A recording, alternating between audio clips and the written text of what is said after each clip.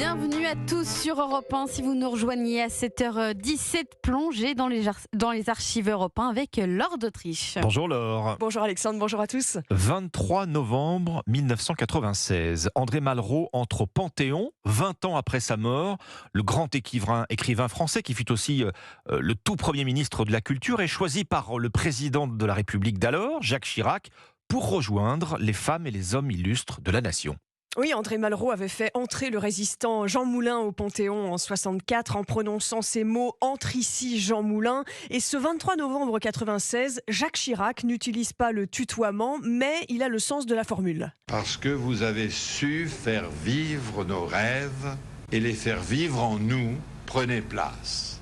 André Malraux dans le Panthéon de la République. André Malraux, écrivain, aventurier, combattant antifasciste, de la guerre d'Espagne à ses expéditions en Chine, il a fait de sa vie une légende. Esprit libre aussi, il avait offert comme parrain à son fils le nom d'un collaborateur, Pierre Drieux-La Rochelle, par fidélité à l'amitié. Le jour de son entrée au Panthéon, ce 23 novembre 96, beaucoup dans le public saluent le résistant qu'il a été en 44. Moi je suis venue parce que je suis une ancienne résistante, donc Malraux c'est notre grand homme, c'est notre modèle. Il a toute sa vie défendu la liberté, la justice sous tous les cieux.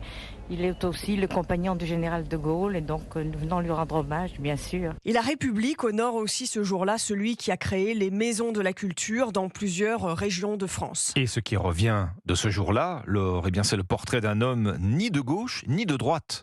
Oui, dans les archives d'Europe 1 revient l'idée d'un homme qui n'appartient pas à une seule famille politique. Le jour où on rencontrera des hommes politiques de toute formation politique confondue, qui prépareront ensemble un grand projet dans lequel l'homme sera au centre, on n'aura pas besoin de combattre les extrêmes. Quant à l'écrivain Georges Semprin, il dit ce même jour que Malraux redevient actuel. Sans doute parce qu'il a défendu des valeurs très fortes au moment des crises, et qu'aujourd'hui nous sommes dans un moment de crise, et que les gens ont besoin de valeurs fortes. Après la cérémonie ce jour-là, André Malraux a rejoint le caveau numéro 6 au Panthéon, celui où se trouve Jean Moulin. Merci Laure d'Autriche. On vous retrouve lundi pour une nouvelle plongée dans les archives Europe 1.